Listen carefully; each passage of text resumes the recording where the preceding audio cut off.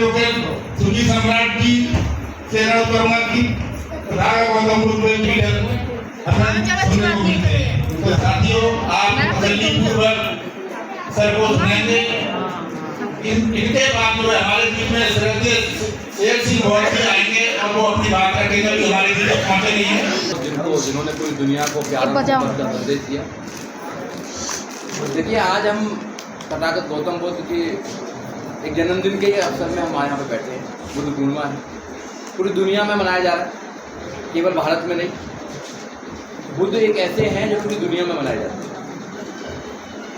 और बुद्ध ईसा से 563 साल पहले पैदा हुए। 563 साल पहले भी ईसा से बुद्ध संघर्ष कर रहे हैं। वो संघर्ष को समझने के लिए हम यहाँ सब लोग बैठे हैं। जब तक हम संघर्षों को नहीं समझेंगे, महापुरुषों को, शायद मुझे लगता है कि उनके जो पीड़ा रही है उसको हम समझ नहीं पाएंगे। तो सबसे पहले तथागत गौतम बुद्ध के जितना भी संघर्ष रहा है उसको हमारे महापुरुष समय समय पर लेकर आए। ज्योति और फुले साहब है, साहू जी महाराज हैं, बाबा साहब डॉक्टर अम्बेडकर हैं। बाबा साहब डॉक्टर अम्बेडकर ने तो अपने कलम के माध्यम से जितने भी महापुरुष हुए हैं उनकी बात को स्थापित कर दिया है भारत के संविधान के माध्यम से। जो वो संघर्ष कर रहे थे, न्याय का संघर्ष कर रहे थे, समता का संघर्ष कर रहे थे, समानता का संघर्ष कर रहे थे, भाईचारे का संघर्ष कर रहे थे, उस संघर्ष को बाबा साहब डॉक्टर अम्बेडकर ने अपने कलम के माध्यम से आपको संविधान में दिया। और बाबा साहब डॉक्टर अम्बेडकर की पीड़ा को समझने वाले माननीय काशीराम साहब, कि बाबा साहब डॉक्टर अम्बेडकर ने कहा था कि अपने दीवारों पर जाकर लिख दो तुम्हें देश का शासक बनना है। तो बाबा साहब डॉक्टर अम्बेडकर की इस बात को घर घर में पहुंचाने वाले माननीय काशीराम साहब, और माननीय काशीराम साहब ने बहुजन समाज पार्टी बनाकर इस बात को स्थापित किया जो बाबा साहब डॉक्टर अम्बेडकर चाहते थे। और उस बात को आगे ले जाने वाली न्यायप्रिय, लोकप्रिय, जनप्रिय नेता आदरणीय बहन कुमारी मायावती को अपना आदर्श नेता मानते हुए आज की मीटिंग में हमारे साथ चलकर आए दिल्ली प्रदेश के महासचिव और इस जोन के प्रभारी आदरणीय डॉक्टर श्रीराम आजाद जी, आदरणीय रमेश गौतम जी, आदरणीय गीता जी, और इस संस्था के जो सदस्य हैं या अध्यक्ष हैं आदरणीय भंते जी, पुण्य भंते जी, सब जितने भी उपासका हैं सबको मेरा क्रांतिकारी जय भीम। अभी मानव ने बोला है कि आपको 2-3 टॉपिकों पर बोलना है। पहले बुद्ध पर बोलना है, फिर राजनीति पर बोलना है। देखिए बुद्ध पर बोलने के लिए तो बहुत ज्ञान चाहिए, मगर मैं कुछ वो बात बताना चाहता हूँ जो बुद्ध ने महसूस की। गौतम बुद्धा जब घर से निकलते हैं तो गौतम बुद्धा को ये पता नहीं था मुझे जाना था, क्योंकि राजा के बेटा है, वो किसी खोज में निकल रहे हैं, सत्य की खोज में निकल रहे हैं। तो गौतम बुद्धा ने जो खोज करके जो लोगों को देने का बात किया, गौतम बुद्ध ने कई ऐसी चीजें स्थापित की जो पूरी दुनिया के अंदर आज मान्य है। गौतम बुद्ध ने कहा कि दुनिया में दुखी दुख है, दुख का कारण है और उस कारण का निवारण है। कोई भी दुख बिना कारण के नहीं है इंसान की जिंदगी में, या किसी देश में अगर कोई दुख आ रहा है तो बिना कारण के नहीं आ रहा कोई दुख। अगर आपकी जिंदगी में भी कोई दुख है तो उसका कुछ ना कुछ कारण है और उस कारण का निवारण है। केवल हमें सोचना है कि हमारी जिंदगी में दुख क्यों है। आदमी सोचता नहीं है कि मेरी जिंदगी में क्यों दुख आ रहा है। उसको क्या करा है कि ये तो भाई भगवान की ऐसी इच्छा ही है, उसको ढक दिया गया है। दूसरा बताएगा तुम्हारी किस्मत में ही ऐसा है, तुम्हारी किस्मत में ही ऐसा है। तो आदमी को लगता है मेरी किस्मत में ऐसा है तो भाई फिर मैं क्या कर सकता हूँ। और उससे ऊपर कहा कि तुम्हारे पुराने जन्मों का ये फल है। तो बुद्ध की बात को तो कोई समझ नहीं ले रहा। बुद्ध ने जो कहा कि तुम्हारी इस दुनिया में दुखी दुख है, दुख का कारण है, कारण का निवारण है। तो हम कारण का निवारण ढूंढने के लिए तो कभी जा ही नहीं सकते। जब हमने मान लिया कि पुराने जन्मों का कोई पाप है या हमारी किस्मत में ऐसा ही था, हमारी किस्मत में ऐसा ही लिखा हुआ था, ये सब था, तो फिर हम अपने ज्ञान का जो है उस ज्ञान का उपयोग हम नहीं करेंगे। इसलिए बुद्ध ने कहा कि आप ना तो नास्तिक बने ना आस्तिक बने, आप वास्तविक बने। वास्तविक आपको पता है, हर इंसान को पता है कि मैं अपनी जिंदगी कैसे जीता हूँ। ये कंप्यूटर नहीं है, माइंड है, ये जस्टिस बैठा हुआ आपके दिमाग में। सब कहते हैं कि ऊपर वाला देख रहा होगा, ऊपर कुछ नहीं है, ऊपर ये दिमाग है बस। जिसका दिमाग सही चल रहा है उसकी जिंदगी सही चल रही है, और जिसका दिमाग सही नहीं चल रहा उसकी जिंदगी भी सही नहीं चल रही है। जिन्होंने सही समय पे सही दिमाग का इस्तेमाल किया है वो कहां से कहां पहुंच जाते हैं, और जिन्होंने दिमाग का इस्तेमाल नहीं किया है वो वहीं रहते हैं और वहीं मर जाते हैं। इसलिए बुद्ध की इस बात को अब मानना पड़ेगा कि भैया बुद्ध ने तो बोला है कि अपने दीपक हो, अपने दीपक स्वयं बनो, खुद आप लाइटमेंट कर सकते हो अपना। और जो बुद्धा है, बुद्धा ने कोई धर्म नहीं दिया है, बुद्धा ने धम्म दिया। धम्म है वे ऑफ लाइफ। आप जिंदगी कैसे जिएंगे। हर इंसान को अगर पता ही नहीं कि मैं जिंदगी कैसे जीऊंगा तो कैसे बात मैंने क्या, हमने क्या बना दिया है, हमने फिर दोबारा दूसरी जो परंपराएं उनके अकॉर्डिंग हम चलने लगे हैं। बुद्ध ने तो मध्यम मार्ग की बात करी है, किसी ने मध्यम मार्ग की बात नहीं करी। बुद्ध ने कभी नहीं कहा कि मैं भगवान हूँ, कभी कहा तो बताइए। बुद्ध ने कभी नहीं कहा कि आत्मा परमात्मा होती है। मगर आज भी हम बुद्ध को छोड़कर हम उन्हीं परंपराओं में लगे हैं जिन परंपराओं ने हमारा शोषण किया है। अब रहा बाबा साहब डॉक्टर अम्बेडकर का। बाबा साहब डॉक्टर अम्बेडकर ने तथागत गौतम बुद्ध को ही क्यों चुना?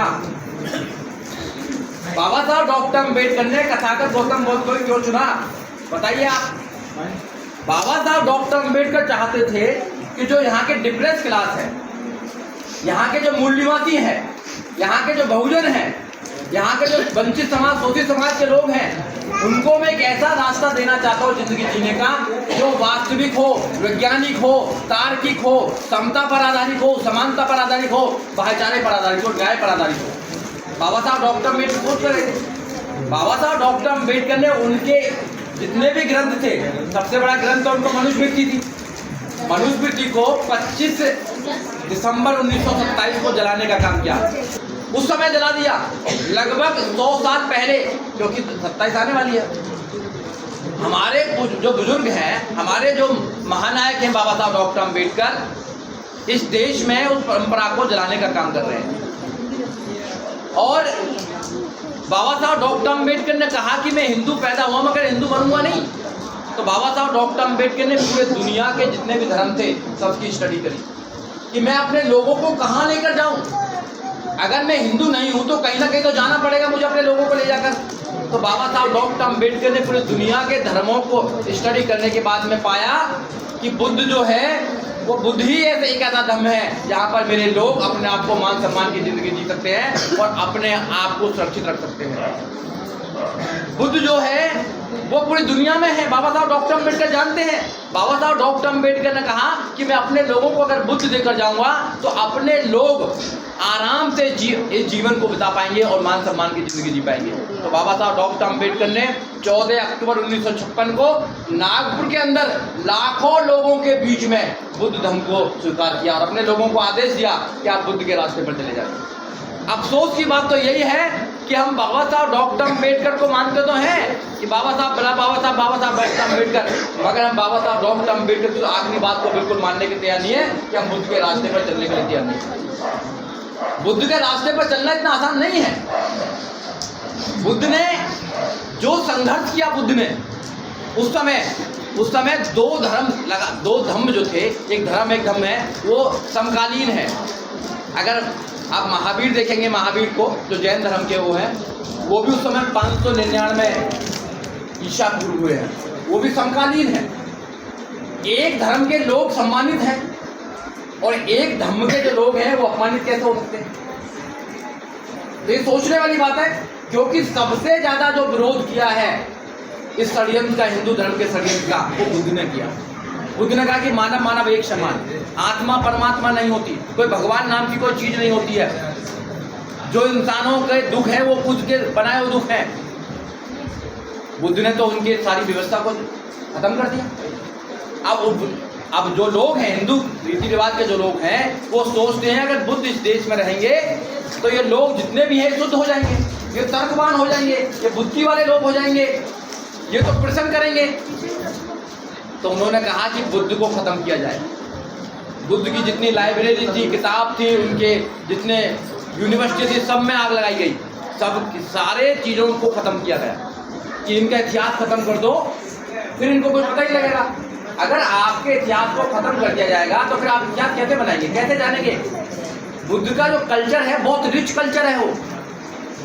वो नफरत करना नहीं सिखाता है, बुद्ध जो है नफरत करने नहीं सिखाते हैं। बुद्ध इंसान से प्यार करने का मोहब्बत करते हैं। बुद्ध पूरी दुनिया के जो लोग हैं उनसे मोहब्बत करने की बात करते हैं बुद्ध। और ये लोग क्या करते हैं, ये लोग तो अपने इंसान जो एक धर्म के लोग हैं उसी धर्म के लोगों को नीच समझने का काम करते हैं।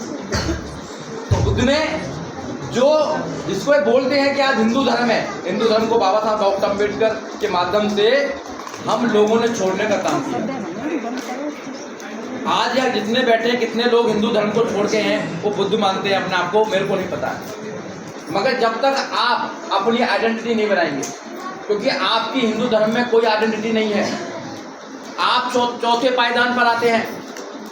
सबसे ऊपर हिंदू धर्म में ब्राह्मण बैठा हुआ है जिसको 6 काम है, शिक्षा लेना, शिक्षा देना, दान देना, दान लेना, पूजा करना, पूजा कराना। मगर उसने 3 काम करे हैं। शिक्षा ली है, दी किसी को नहीं है। दान लिया है, दिया किसी को नहीं है। पूजा करता करता अपने घर में नहीं कराता हूँ। ये क्षत्रिय है। दूसरा, तलवार के बल पर इसने हमेशा लोगों का शोषण करने का काम किया है। तीसरा है, ये वैश्य है, 1 किलो में 900 ग्राम तोलने का काम करता है हमेशा। ये तीनों बड़े हैं। और ये बहुत बड़ा जो संख्या है, जो बहुजन जिसको बोलते हैं हम, जिसको शूद्र बोलते हैं, शूद्र बोलते हैं, जिसको टचेबल अनटचेबल बोलते हैं, उनको शूद्र बनाया गया है। ये 4 मंजिल की जो बिल्डिंग है इसको बाबा साहब डॉक्टर अम्बेडकर ने तोड़ दिया। बाबा साहब ने कहा कि ये यहाँ काम नहीं चलेगा तुम्हारा, या तो इसको ऐसे कर दीजिए, या तो इसको ऐसे कर दीजिए, और या फिर भैया इसको खत्म करना पड़ेगा। तो हिंदू धर्म में बाबा साहब डॉक्टर अम्बेडकर ने बहुत कोशिश करी चेंज करने की, मगर चेंज नहीं कर पाए। तो बाबा साहब डॉक्टर अम्बेडकर ने जब भारत का संविधान लागू किया, 26 नवंबर 1949 को संविधान को अंगीकृत किया गया और 26 जनवरी 1950 को इस देश के संविधान को लागू किया गया, पूर्ण रूप से लागू किया। तो बाबा साहब डॉक्टर अम्बेडकर ने इसको तोड़ दिया संविधान के माध्यम से, तोड़ दिया संविधान के माध्यम से। क्योंकि जो काम थे, काम क्या थे? ये काम था पढ़ने का, लड़ने का, व्यापार करने का और सबकी सेवा करने का। बाबा साहब डॉक्टर अम्बेडकर ऐसा नहीं चलेगा। बाबा साहब ने कहा कि ये तोड़ देता हूँ मैं आज के बाद, संविधान में आदेश देता हूँ, संविधान में प्रोविजन करता हूँ, सब लोग पढ़ सकते हैं, सब लोग पढ़ सकते हैं, सब लोग IAS, PCS, doctor, engineer, professor, जज, वकील बन सकते हैं, सब पढ़ सकते हैं, सब लड़ सकते हैं, सब फौज में जा सकते हैं, सब मुस्लिम हो, हिंदू हो, क्रिश्चियन हो, बौद्धिस्ट हो या किसी धर्म को नहीं मानता, सब जा सकते हैं, सब व्यापार कर सकते हैं और सब सबकी सेवा कर सकते हैं। बाबा साहब डॉक्टर अम्बेडकर ने संविधान के माध्यम से तोड़ने का काम किया। क्या आज आप जितने भी यहाँ लोग बैठे हैं, आपके बच्चे IAS बन सकते हैं, नहीं बन सकते? PCS बन सकते हैं, नहीं बन सकते? जज बन सकते हैं, नहीं बन सकते? वकील बन सकते हैं, नहीं बन सकते? मुख्यमंत्री बन सकते हैं, नहीं बन सकते? बहन जी मुख्यमंत्री उत्तर प्रदेश की 4 बार बनी ना। राष्ट्रपति बन सकते हैं, नहीं बन सकते? राष्ट्रपति हैं, सब बन सकते हैं। किसने आदेश दिया? ये किसने दिया? ये बाबा साहब डॉक्टर अम्बेडकर का संविधान आपको आदेश देता है। संविधान किसी को, किसी धर्म को नहीं मानता। इस देश का कोई धर्म नहीं है, लोगों का धर्म हो सकता है, देश का कोई धर्म नहीं है। ये सेकुलर स्टेट है। We the people of India, हम भारत के लोग हैं, हम जितने भी लोग हैं भारत के लोग हैं। और भारत के लोग क्या चाहते हैं? भारत के लोग न्याय चाहते हैं, जस्टिस। कौन सा जस्टिस चाहते हैं? सामाजिक और आर्थिक जस्टिस चाहते हैं। क्या इस देश में सामाजिक आर्थिक है, न्याय है? बुद्ध की लड़ाई कौन लड़ रहे हैं?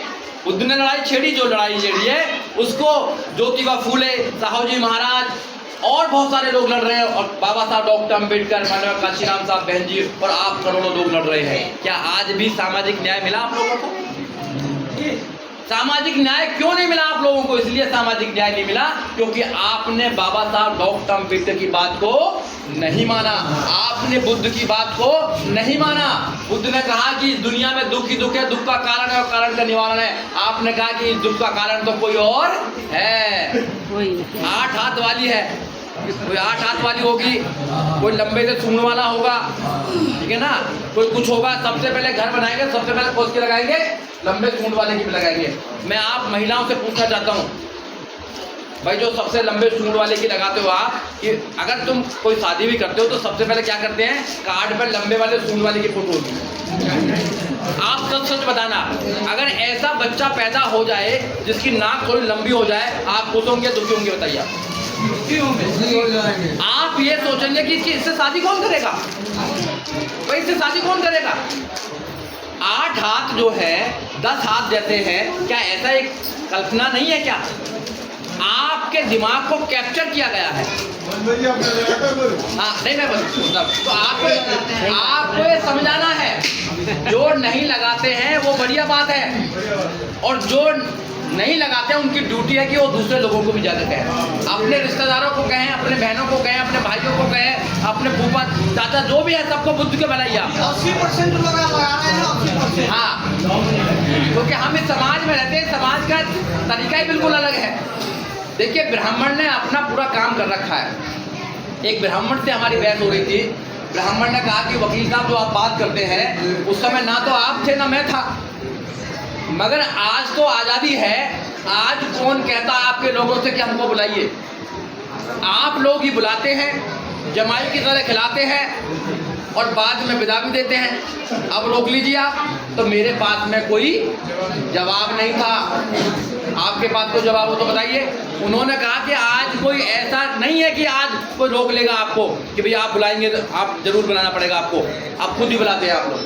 तो इसलिए जो लोग जागरूक हो चुके हैं उनकी ड्यूटी है कि दूसरे लोगों को जागरूक करें, और हमारे जो धम्म के लोग हैं, जो धम्म का प्रचार कर रहे हैं, उनको भी आप ताकतवर बनाइए। जब तक वो ताकतवर नहीं बनेंगे, जब तक वो आने जाने का उन पर कोई साधन नहीं होगा, जा नहीं पाएंगे, उनका मूवमेंट नहीं हो पाएगा, तो कैसे बुद्ध की बात कर पाएंगे? बताइए आप लोग। हम कितने लोग हैं? ये जो बुद्ध का जो रास्ता है, ये कठिन रास्ता क्यों है?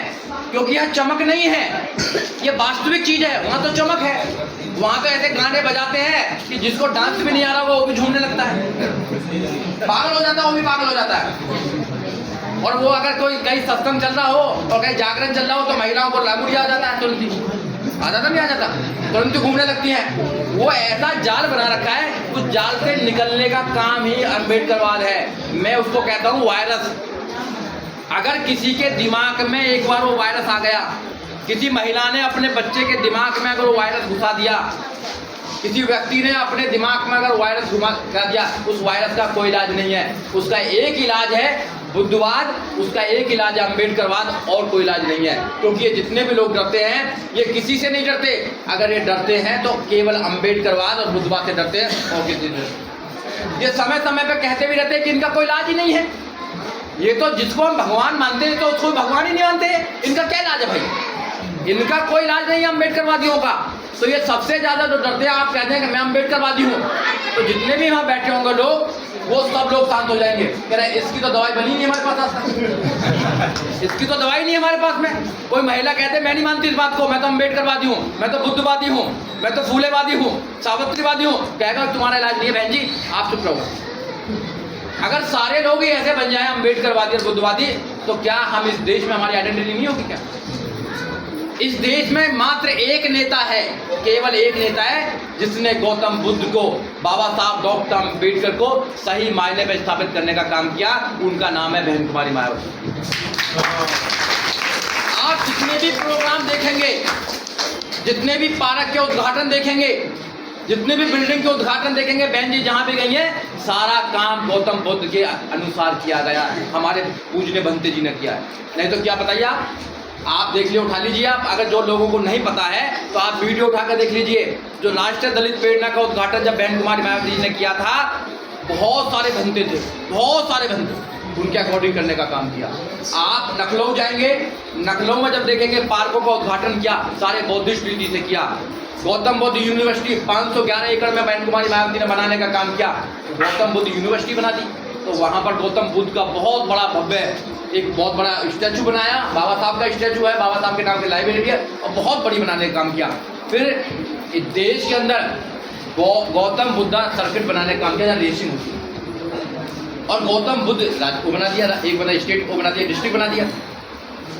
जब स्टेट डिस्ट्रिक्ट बनाने का काम किया और सब जगह गौतम बुद्ध को पहुंचाने का काम किया, तो जो सरकारें हैं वो डर गई। जो मनुवादी लोग हैं वो अंदर ही अंदर जलने लगे कि अगर बहन जी और बहुजन समाज पार्टी देश के अंदर और राज्यों में जाने लगी तो इसे देश बुद्ध में हो जाएगा। अम्बेडकरवादी हो जाएगा, इनका तो कोई इलाज ही नहीं है। एक चंद लोगों का कोई इलाज नहीं है तो लाखों करोड़ लोग हो जाएंगे तो उनका क्या इलाज कर पाएंगे भैया? ये तो कहीं भी सबसे ज़्यादा टेंट करने वाले लोग तो यही हैं, सबसे ज़्यादा मुखर बोलने वाले लोग तो यही हैं, सबसे इनके पूर्वज हैं, हमारे पुस्तकों में आग लगाने वाले तो यही हैं। अरे भैया, जब तुमने हमारी पुस्तकों में आग लगाई थी, नालंदा यूनिवर्सिटी में आग लगाई, औरों में आग लगाई थी, तो भैया तुम्हारी में क्यों नहीं लगेगी? क्योंकि तुम्हारी तो असमानता पर आ गई। तुम्हारी तो किताबें ये कहती हैं कि ढोल गवार शूद्र पशु नारी ये सब ताड़न के अधिकारी। जो महिला आज की डेट में राष्ट्रपति है, जो महिला आज की डेट में पायलट है, जो आज की डेट में जो युद्ध कर रही है, जो IAS बन रही है, PCS बन रही है, उसको तो तुमने ताड़न का अधिकारी बनाया था। ये आदेश और ये ताकत किसने दी? ये ताकत दी बाबा साहब डॉक्टर अम्बेडकर के मातृ संविधान। तो ये लोग सोचते हैं कि ये लोग जितने भी हैं, इन लोगों का शोषण होना चाहिए, इन लोगों के दिमाग में फिर दोबारा ब्राह्मणवाद घुसाना चाहिए। उसको घुसाने के लिए इन्होंने पूरा षड्यंत्र कर रखा। षड्यंत्र कर रखा ये तुम लीजिए। आप देखिए, जितनी भी मूवी आती हैं सब उस पर आधारित है, सब भगवान पर आधारित है। कहीं ना कहीं भगवान को ले आते हैं कि जो हो रहा है वो सब भगवान की मर्जी से हो रहा है। जितने भी आपके नाटक चल रहे हैं, जो महिला देखती हैं हमारी, सब नाटकों में भगवान की वो कर रखी है कि बिना भगवान के कुछ नहीं हो रही है। मीडिया पर जो टीवी है, टीवी पे कम से कम 50 चैनल ऐसे हैं, सुबह सुबह बाबा आ जाते हैं उस पर प्रवचन देने के लिए। और कितने सारे बाबा छोड़ रखे, हर गांव में बाबा छोड़ रखे, हर गांव में। अब तो ऐसे ऐसे बाबा छोड़ रखे जिनको प्रधानमंत्री कहता है कि मेरा छोटा भाई है, कहता है छोटा भाई है। और इनका देखियो कितने ज्यादा धूर्त लोग हैं।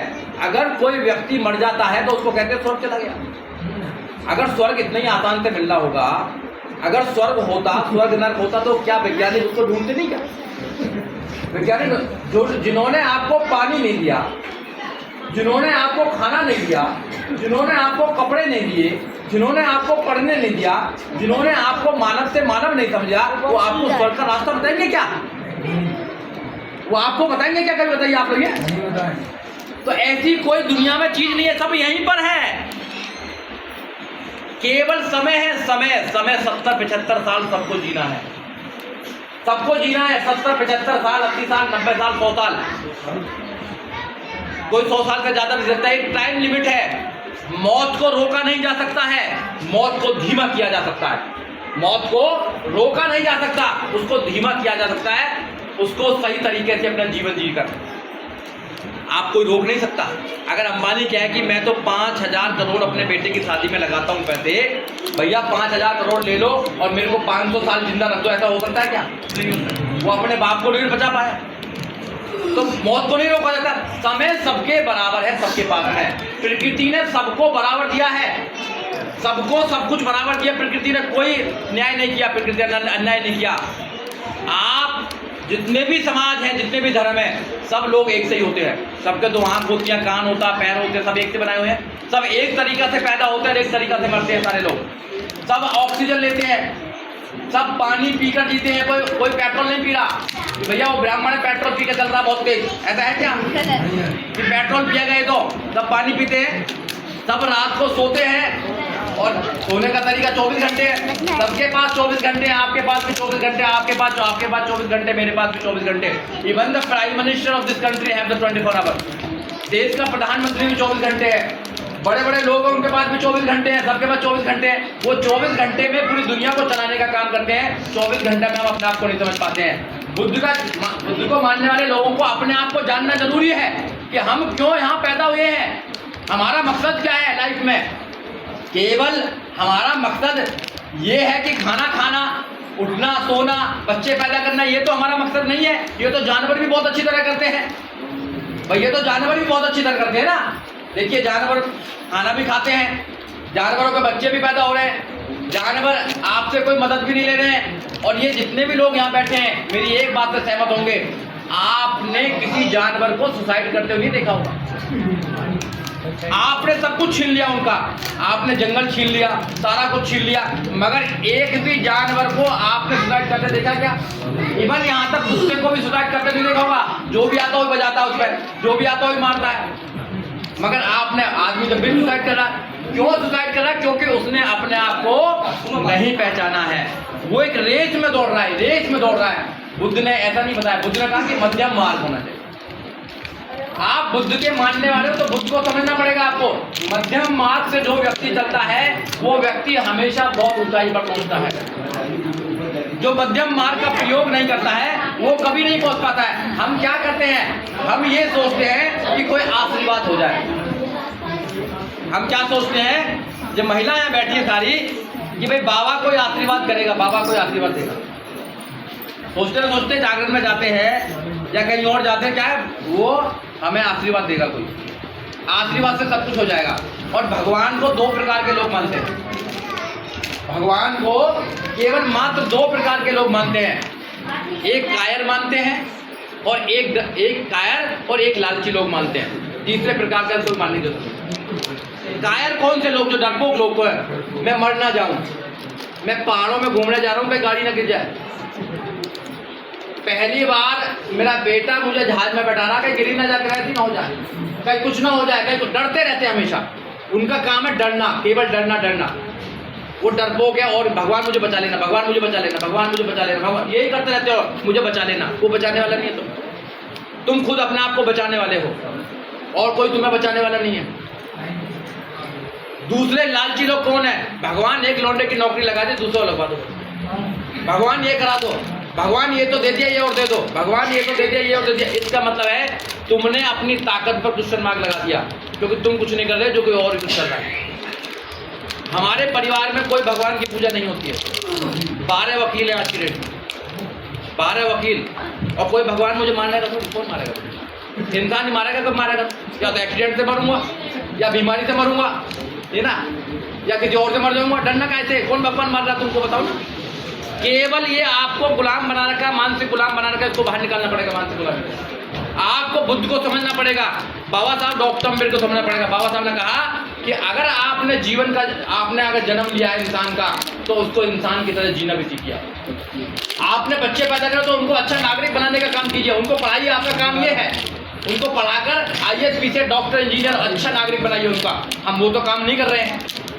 हमारी महिला क्या नाम दान ले लेती हैं, कौन से दान ले लेती हैं, वो नहीं करना हमको।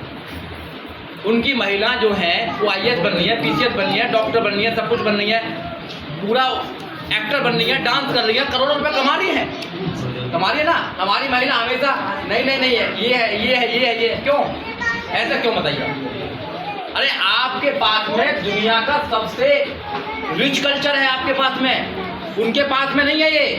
अगर उनको मौका मिलता तो सबसे पहले बुद्धा को पकड़ते, मगर उनको पता नहीं, हम तो पकड़ ही नहीं सकते इसको, क्योंकि हमारा जितना भी सिस्टम है वो ढोंग पर आधारित है। रेत पर हमारी बिल्डिंग बनी हुई है, और ये रेत की बिल्डिंग कभी भी ढा सकती है। जितने ज़्यादा लोग जागरूक हो जाएंगे, उतने ज़्यादा लोग हमारे बीच में से जाने लगेंगे। अगर आपने बाबा को क्वेश्चन करने लगा कि तुम झूठ बोल रहे हो, पंडित तू झूठ बोल रहा है, ऐसा कुछ नहीं होता भाई। ऐसा क्या होता है? तुझे कैसे पता लग जाता है? तुझे कैसे पता लगता है? तो वो कहेगा कि नहीं मैं तुमसे बात ही नहीं की। सबसे पहले पूछेगा तुम कौन हो, सबसे पहले पूछेगा, कह रहा जी मेरा नाम है रमेश। अरे क्या लगाते हो? गौतम भैया तुम गो वाले बुद्ध वाले हो ना भाई, तुमसे नमस्ते करो भाई, तुम्हारे समझ में नहीं आएगी बात। इट मीन्स कि तुम्हारे दिमाग में उसका वायरस नहीं जाने वाला है, ये समझना पड़ेगा। डरना नहीं है, डर के जीते रहोगे, डर के नहीं जीना आपको। अपने बच्चों को पढ़ाओ ना, क्यों नहीं पढ़ाते आप? हमारे लोगों को क्यों नहीं समझाते आप जो लोग कि आप दारू पीने के लिए पैसा जाएगा आप पे, पर बच्चों की फीस के लिए पैसा नहीं आएगा आप पे। आप शादी के लिए कर्ज लेंगे, मगर बच्चों को विदेश पढ़ाने के लिए कर्ज नहीं लेंगे। आप शादी में क्यों पैसा लगाते हो? क्यों लगाना शादी में पैसे? किसको दिखाना है? मगर होड़ कर लिए ना, होड़ चल रही है समाज में। वैसे करते कि अम्बेडकरवादी बुद्धवादी है, क्यों लगाना शादी में पैसे? 5,000 करोड़ लगाए, कर लो हिम्मत, करो ना आप 5,000 करोड़, 1 करोड़ भी लगाओ, क्यों लगाना भाई? बच्चे को इतना इंटेलिजेंट बना दो कि वो अपने आप अपना जीवन साथी, अपना जीवन में आप आगे बढ़ जाए। उसको तो पढ़ाएंगे नहीं आप, उसको 20 साल हो गए कि भैया हाथ पीले कर दो, हाथ पीले कर दो। उसके बाद में फिर वो हमारे वकीलों के पास बैठी रहती है, मेरा पति परेशान कर रहा है, मेरा ये कर रहा है। अरे उसको पढ़ाइए आप, ये मैं नहीं कह रहा। बाबा साहब डॉक्टर अम्बेडकर क्या कहे कि एजुकेशन नो एजुकेशन, और जो समाज एजुकेशन लेता है वो समाज दुनिया में सबसे आगे पहुंचता है। ब्राह्मण क्यों 2500 साल तक गुलाम बनाता रहा? क्योंकि एजुकेशन पर उसका एकमात्र कब्जा था, एजुकेशन के ऊपर। और जो एजुकेशन वाले लोग होंगे, मैं जिस गांव से आया हूँ, मेरे साथ जो लोग पढ़ते थे आज मजदूरी कर रहे हैं, वो लोग खेतों में काम करते हैं। कभी कभी मैं बैठकर सोचता हूँ कि यार उनके साथ मैं खेलता था, उनके साथ मैंने खाना खाया, उनके साथ ही मैं रहा, उसी इलाके का मैं हूँ, मेरे अंदर इतना बदलाव क्यों आ गया यार? वो आज वहीं पर है। केवल एजुकेशन, और कुछ नहीं था, केवल एजुकेशन। मेरे घर वालों ने मुझे एजुकेशन दे दी, पीट पाट के अच्छा एजुकेशन दे दिया।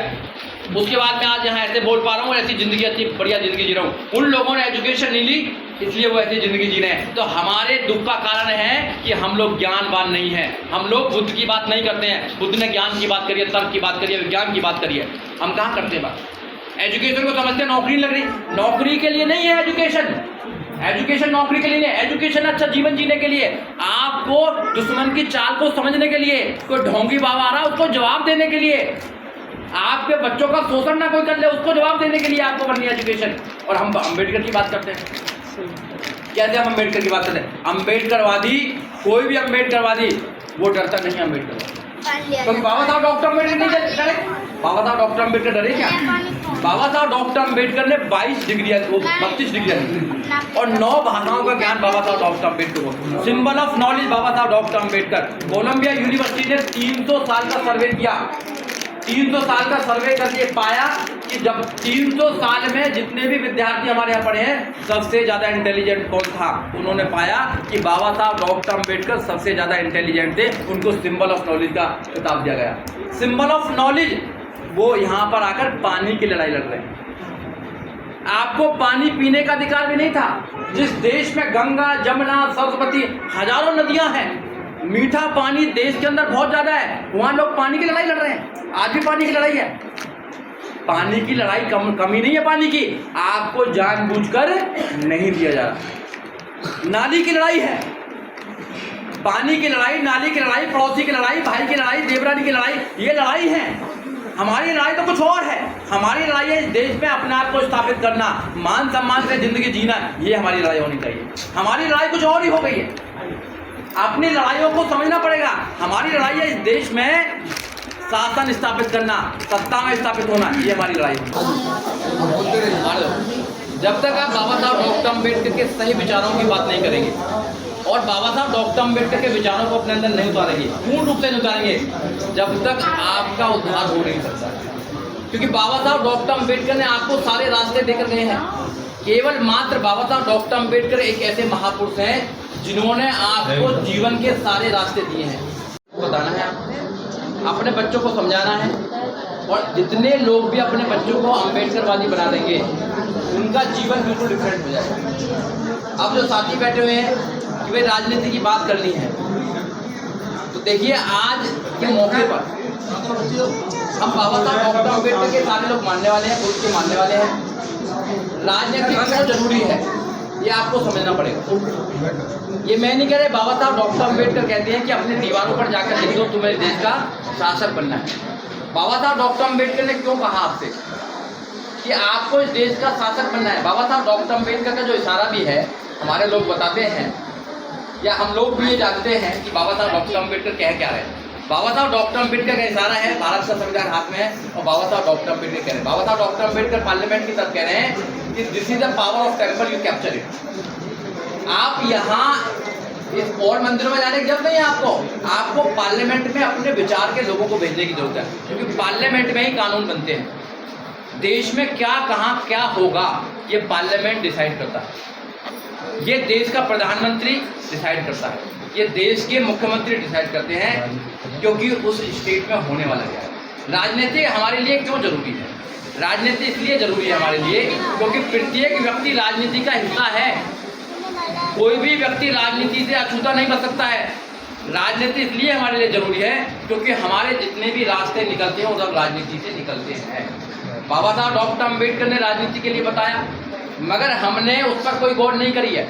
मगर 14 अप्रैल 1984 को माननीय काशीराम साहब ने हमें बहुजन समाज पार्टी स्थापित करके दी, और बहुजन समाज पार्टी स्थापित करके माननीय काशीराम साहब ने कहा कि ये जो पार्टी है ये केवल राजनीतिक पार्टी नहीं है, ये सामाजिक परिवर्तन, आर्थिक मुक्ति का आंदोलन है। क्योंकि बाबा साहब डॉक्टर अम्बेडकर का जो संविधान है बाबा साहब डॉक्टर अम्बेडकर के संविधान के प्रेम्बल को आप देखेंगे तो उसमें जस्टिस की बात की गई है। जस्टिस 3 प्रकार का बोला, जस्टिस तो वैसे बहुत प्रकार का होता है, मगर संविधान में 3 प्रकार के जस्टिस की बात की गई है। पहला न्याय क्या है, पहला जस्टिस है सामाजिक, आर्थिक और राजनीतिक न्याय की बात की गई है। Justice for social, economic and political justice की बात की है। तो बाबा साहब डॉक्टर अम्बेडकर ने अपने जीते जी आपको राजनीतिक न्याय दिया है। राजनीतिक न्याय कैसे, आपकी भी एक वोट है, प्रधानमंत्री की भी एक वोट है, राष्ट्रपति की भी एक वोट है, किसी भी व्यक्ति की एक वोट एक वैल्यू है, बराबर है, समता की बात है वहां पर। मगर आपको आर्थिक और सामाजिक न्याय आज तक नहीं मिला है। इसलिए माननीय काशीराम साहब ने नारा दिया कि सामाजिक परिवर्तन आर्थिक मुक्ति का आंदोलन है बहुजन समाज पार्टी। अगर बहुजन समाज पार्टी सत्ता में जब भी आई है, चाहे वो 95 में आई हो, चाहे 97 की बात हो, चाहे 2002 की बात हो, चाहे वो 2007 से लेकर 2012 का शासन हो, आप देखेंगे कि जब आपकी सरकार आई है आपके बच्चों को फ्री एजुकेशन देने का काम किया है। लॉ एंड ऑर्डर आपके लिए बहुत अच्छा रहा है, रोजगार दिया है, सब कुछ वो सुविधा दी है जो एक व्यक्ति के लिए होनी चाहिए। और जब आप सत्ता में नहीं होते हो तो आपकी बात कोई सुनता नहीं है। राजनीतिक क्यों और जरूरी है? हमारे लोग कहते हैं राजनीति की बात मत करो, आप तो धर्म की बात हो रही है, राजनीति की बात करो, जहां भी जाओ राजनीति की बात मत करना।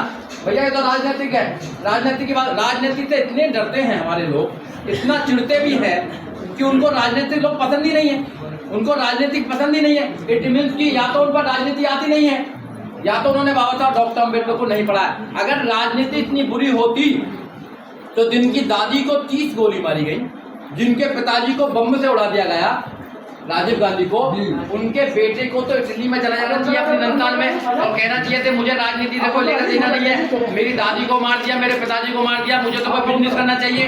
मगर उनको जिद है, आज उनको जिद है, कश्मीर से लेकर कन्याकुमारी तक यात्रा कर रहे हैं कि बनना है तो देश का प्रधानमंत्री बनना है, लेकिन कुछ बनना ही नहीं है, शादी भी नहीं करी। अगर इतनी बुरी होती तो दूसरा ले लीजिए उदाहरण, उत्तर प्रदेश के मुख्यमंत्री जो योगी हैं, जो मटके मठाधीश हैं, बचपन से योग ले लिया, कुछ दिन के बाद भगवान से मिलने वाले थे, मुलाकात होने वाली थी, उन्होंने कहा कि मुझे भगवान से मिलना नहीं है, मुझे तो उत्तर प्रदेश का मुख्यमंत्री बनाना है, बिल्डोजर चलाना है, बिल्डोजर चलाना भाई।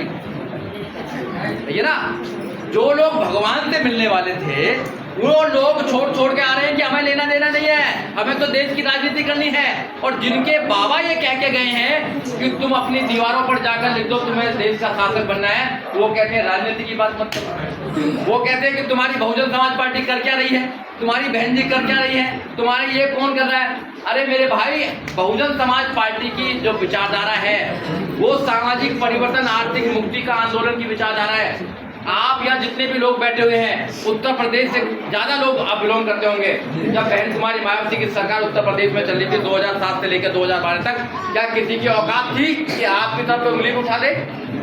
आज आपकी बारातों को रोका जा रहा है, बहन बेटी के साथ में बलात्कार किया जा रहा है, आपके अधिकारों को मारा जा रहा है, आपके स्कॉलरशिप बंद कर दिया गया है, आपके बच्चों के एजुकेशन को खत्म किया गया है, एजुकेशन को प्राइवेट कर दिया गया है, एजुकेशन को व्यापार बना दिया गया है। अगर किसी देश के बच्चों को अगर आप एजुकेशन ही नहीं दोगे, उनको अनपढ़ बना दोगे, तो उनसे क्या उम्मीद करोगे आपके अच्छा देश बन सकता है? क्या कभी नहीं बन सकता। Fundamental right, education is the fundamental right. आप हमें फंडामेंटल राइट नहीं दे रहे। किसी भी इंसान को एजुकेशन देना बहुत जरूरी है। तो दुनिया के जो और देश है वो महान क्यों है? क्यों है वो देश के बाद? क्योंकि उनकी जनसंख्या बहुत ज्यादा, इसलिए महान है। वो एजुकेशन को बहुत ज्यादा प्रोत्साहित करते हैं, एजुकेशन को बहुत ज्यादा आगे देते हैं, बच्चों को देते हैं। यहाँ पे क्या अनपढ़ जो बनेगा बन जाएगा, कोई बात नहीं। कोई भी एक देश के अंदर एक ऐसी यूनिवर्सिटी नहीं है जो पूरी दुनिया के अंदर कह सके कि यूनिवर्सिटी देश की यूनिवर्सिटियों से कम्पीट करती है। और हम लोग राजनीति की बात करते हैं। अगर राजनीति में ऐसे ऐसे लोग आने लगेंगे जो राजनीति को बिजनेस मानते हैं, जो केवल राजनीति को बिजनेस मानते हैं, वो आपका उद्धार कभी नहीं कर सकते हैं। हजारों सालों की लड़ाई चलती आ रही है, हजारों साल और लगेंगे। हम अपने आने वाले पीढ़ी को क्या दे के जाना चाहते हैं?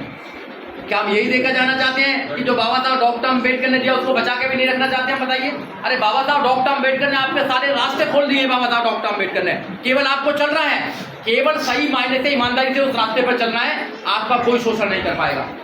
हम बेईमानी करते हैं बाबा साहब डॉक्टर अम्बेडकर के रास्ते के बीच में। हम नहीं चलना चाहते उस रास्ते पर, हम अपना ज्ञान वहां पर मिलाना चाहते हैं कि नहीं भैया कहीं ऐसा ना हो कि भैया कोई आफत आ जाए, आशीर्वाद ले लो, जाकर आशीर्वाद ले लो, औरों के आशीर्वाद ले लो। अरे बाबा साहब डॉक्टर अम्बेडकर आपको जीते जी बता गए बुद्ध के रास्ते पर चलो, हम नहीं चला, समाज नहीं चला। बाबा साहब बता गए एजुकेशन की तरफ जाओ, समाज नहीं चल रहा एजुकेशन का।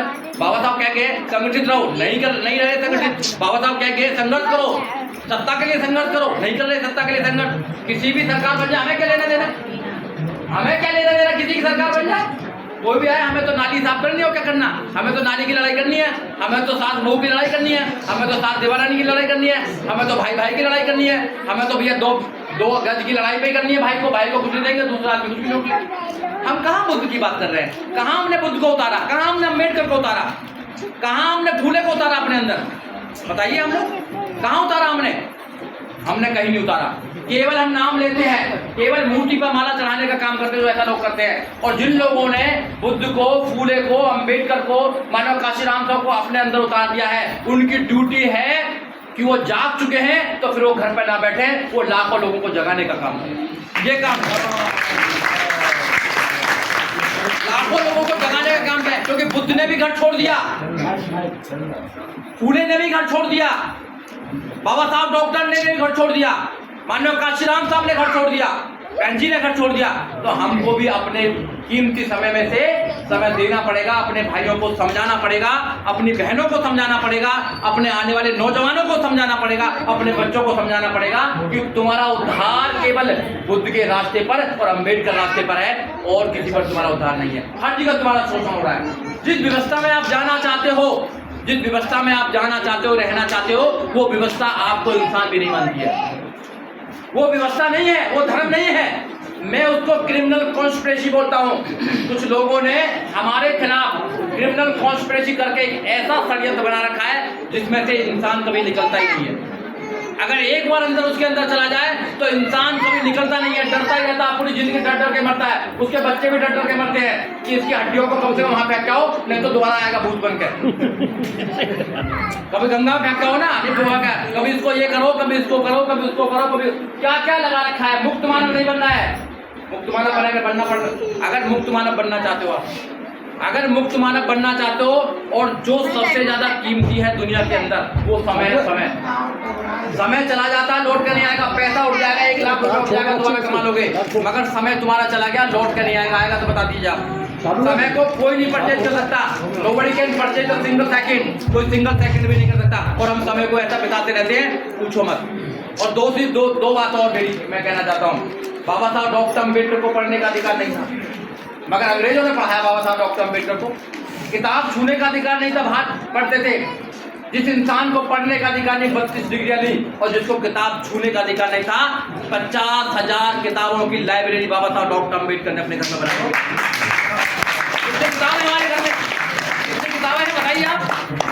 जो लड़ाई हमारी और लड़ी दे रहे हैं, हम वो लड़ाई लड़ रहे हैं जो हमारी लड़ाई नहीं है, जो हमारी लड़ाई नहीं है। हम अपने भाई को नहीं देख सकते।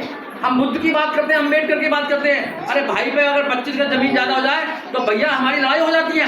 हमने तो यही कल्चर देखा है कि जितनी भी शादियां होती हैं, या तो कोई नाराज होता है या रिश्तेदार बुला के लेके आते हैं। कैसे हम अपने आप को बुद्धवादी मानते हैं, कैसे हम बुद्धवादी नहीं हो सकते हैं। अगर बुद्ध को सही मानना चाहते हैं आप, बुद्ध के दर्शन को मानना चाहते हैं, बुद्ध के रास्ते पर चलना चाहते हैं, धम्म पर चलना चाहते हैं, वे ऑफ लाइफ बनाना चाहते हैं, तो आपको बुद्ध को समझना पड़ेगा। और जो हमारे बनते हैं उनको अपने घरों में बुलाना पड़ेगा आपको। जो ज्ञानवान बनते हैं, जो ज्ञानवान बनते हैं उनको बुलाना पड़ेगा। 5 मिनट और लोगों से ज्यादा नहीं। जो ज्ञानवान जो बनते हैं उनको बुलाना पड़ेगा आपको अपने घरों में। अपने बच्चों को बताना पड़ेगा कि ये है, क्योंकि बच्चे को जैसे आप दिखाएंगे, बच्चा कोरा कागज है, बच्चे के दिमाग में जो लिखेंगे बच्चा वही बन जाएगा। बच्चे के दिमाग में जो भरोगे वही बन जाएगा। बच्चे को जो लैंग्वेज सिखाओगे आप, वो लैंग्वेज सीख जाएगा बच्चा। मलयालम, जो वहाँ पे केरल में रहते हो मलयालम बोलते हैं, यहाँ रहते हैं हिंदी बोलते हैं। जो अंग्रेजी बोलने वाले अंग्रेजी है, वो कहाँ से? जो बच्चे को आप सिखा रहे हैं वही बच्चा सीखेगा। वो ऐसा किस्मत का कोई खेल नहीं है, भगवान का कोई आशीर्वाद नहीं है इसमें, किसी चीज का कोई आशीर्वाद नहीं है जी। जो तुम बच्चे को दे रहे हो, ट्रांसफर कर रहे हो उसके दिमाग में, वो ट्रांसफर हो रहा है। और आप बच्चे के दिमाग में कुछ ट्रांसफर ही नहीं कर रहे, बहर ट्रांसफर कर रहे हैं, लालच ट्रांसफर कर रहे हैं, एक ऐसी कल्पना करके उसके दिमाग में बैठा रहे हैं कि जो हो रहा है इसके वजह हो रहा है, जय बजरंग बली और जय वो, ये डर लगे तो ऐसे कर लेना। तो भैया अगर दुश्मन सामने बैठा है गोली चला रखे तो ये करेगा, ये नहीं करेगा कि बचूं कैसे। वो कहेगा अगर इसकी मर्जी होगी तो बचा लेगा, नहीं मर्जी होगी तो मान लेगा। वो कहेगा नहीं मैं मानता नहीं तेरे उसको। वो उधर वाला आदमी है, वो कहता है इस कॉन्सेप्ट को मैं मानता नहीं, वो गोली मारेगा। दिमाग का इस्तेमाल करना सीखिए। और समाज हमारे हाथों का इस्तेमाल करता है, केवल हाथों का इस्तेमाल, दिमाग का इस्तेमाल नहीं करता। मजदूरी करेगा हाथों से करेगा, सब हाथों से करेगा, हाथ लातों का काम कर रहा है। अरे दिमाग का इस्तेमाल कीजिए, दिमाग का। बाबा साहब डॉक्टर अम्बेडकर ने दिमाग का इस्तेमाल किया, कलम का इस्तेमाल किया, तो बाबा साहब डॉक्टर अम्बेडकर ने 2500 साल का इतिहास बदल दिया। जो ऐसी बिल्डिंग थी उसको समता बल बना दिया, समता मूलक समाज की स्थापना करने का काम बाबा साहब डॉक्टर अम्बेडकर ने किया। हम उनके वंशज हैं, उनके वंशज हैं हम, और हम दिमाग का इस्तेमाल नहीं करना चाहते हैं। क्यों नहीं इस्तेमाल करना है? ये एक बात और मैं कहना चाहता हूँ, आप शायद जानकार होगी बहुत सारे लोगों को यहाँ पर, ये एजुकेशन को इतना महंगा क्यों कर रहे हैं? ये एजुकेशन को प्राइवेट क्यों कर रहे हैं? लाला की दुकान क्यों बना रहे हैं एजुकेशन को? जितनी भी यूनिवर्सिटी है वो लालाओं की दुकान क्यों है? क्योंकि तुम्हारे बच्चों की अप्रोच वहां तक ना हो पाए, तुम्हारे बच्चों से एजुकेशन दूर चली जाए, तुम्हारे बच्चों पर एजुकेशन आएगी तो सवाल पूछेंगे, वो सवाल पूछेंगे कि हनुमान मुंह में सूरज को कैसे ले लेता है? तो पूछेंगे ना। नीचे हल चलाएंगे तो नीचे बच्चे कैसे पैदा हो जाते हैं? पूछेंगे। खीर खाने से बच्चे कैसे पैदा हो जाएंगे? वो पूछेंगे ना आपको कि भैया ये कैसे सिस्टम तुमने बना रखा है, कौन स्वर्ग में जाएगा कौन नरक में जाएगा तुम कैसे बताते हो? ये कहाँ से रास्ता है उसका? पूछेंगे आप, जवाब तर्क करेंगे, तर्क। और उनको तर्क वाले लोग नहीं चाहिए, उनको बोलने वाले लोग नहीं चाहिए, क्योंकि इस देश में कुछ चंद लोग हैं जो बोलने वाले लोग हैं।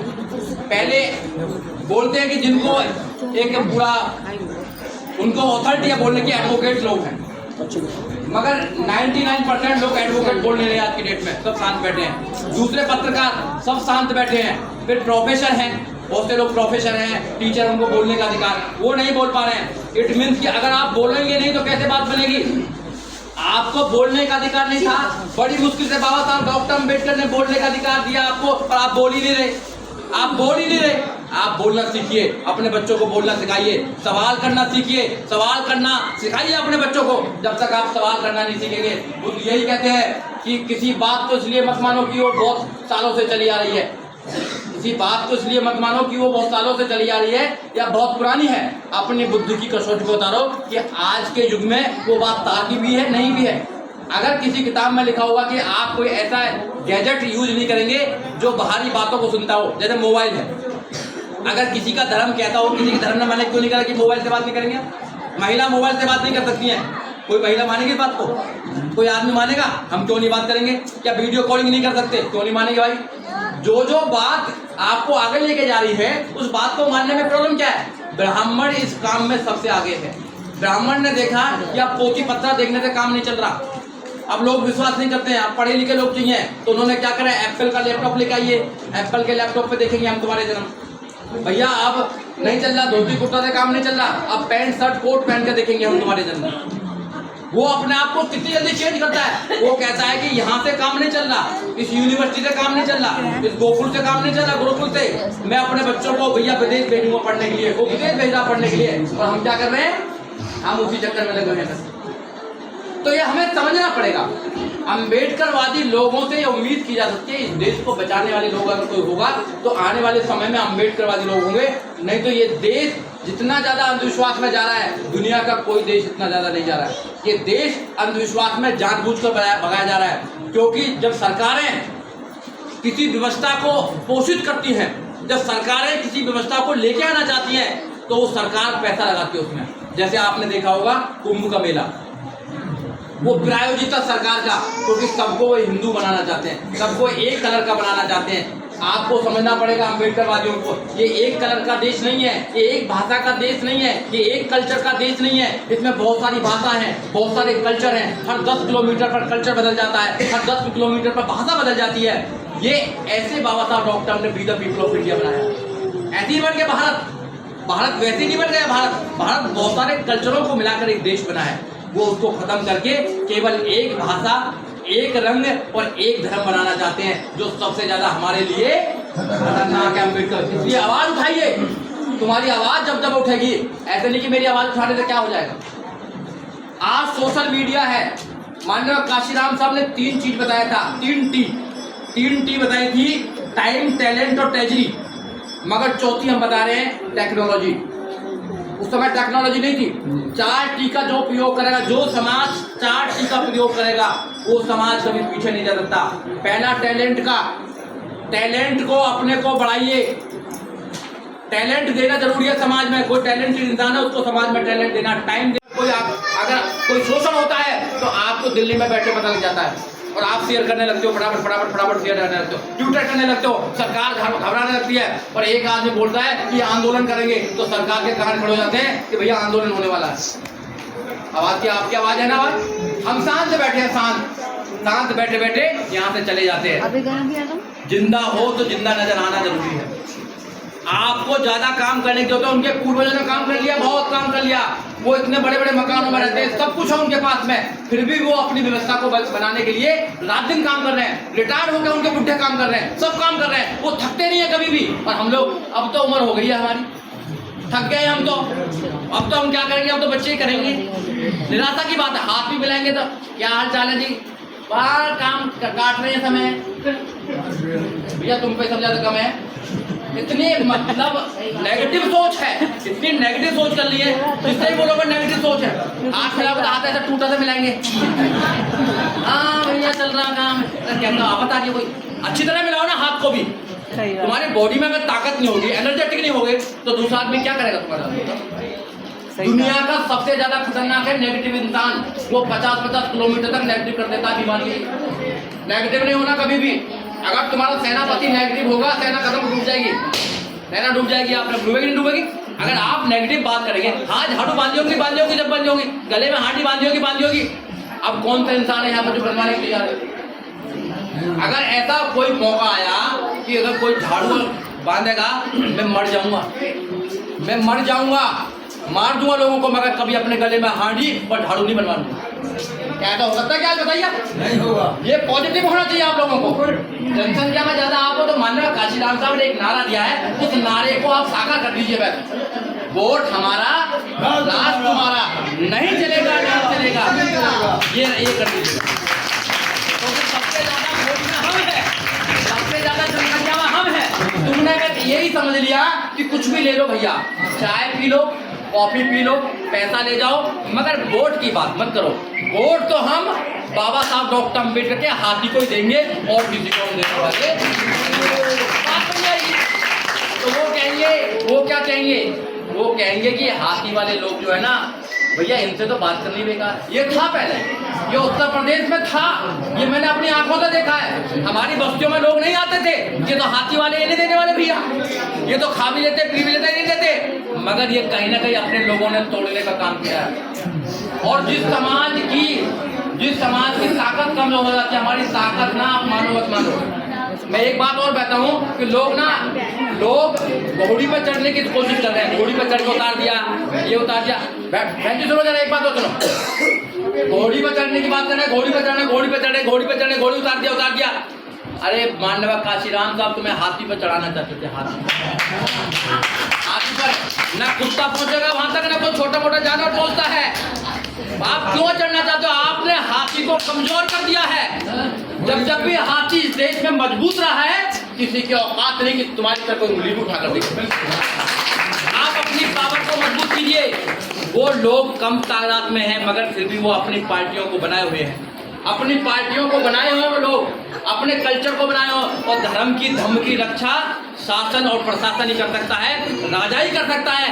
हम लोग धर्म की रक्षा नहीं कर सकते। हम क्योंकि अनुयायी है। धर्म की राजा रक्षा करता है। जब बहन जी सरकार में थी तो धर्म की रक्षा बहन जी ने करी। उत्तर प्रदेश को बुद्ध में बनाया था, और ये देश बुद्ध में बनेगा जब ही देश का कल्याण होगा। सोने की चिड़िया बनाना चाहते, बनाना कहते ना, इनकी चिड़िया उड़ चुकी है। इनकी चिड़िया कभी सोने की नहीं बनेगी। अगर ये देश सोने की चिड़िया सम्राट अशोक का देश बन सकता है, गौतम बुद्ध के विचारों का देश बन सकता है, बाबा साहब डॉक्टर अम्बेडकर का आइडिया ऑफ इंडिया बन सकता है, तो केवल जब ही बन सकता है जब अम्बेडकरवादी इस देश में सत्ता में होंगे, नहीं तो नहीं बन सकता है, नहीं तो नहीं बन सकता है। जुल्म के साए में मुंह खोलेगा कौन? अम्बेडकरवादी और बुद्धवादियों को मैं बोल रहा हूं मैं, जुल्म के साए में मुंह खोलेगा कौन? और हम भी चुप रहेंगे तो फिर बोलेगा कौन? जय भीम, जय भारत।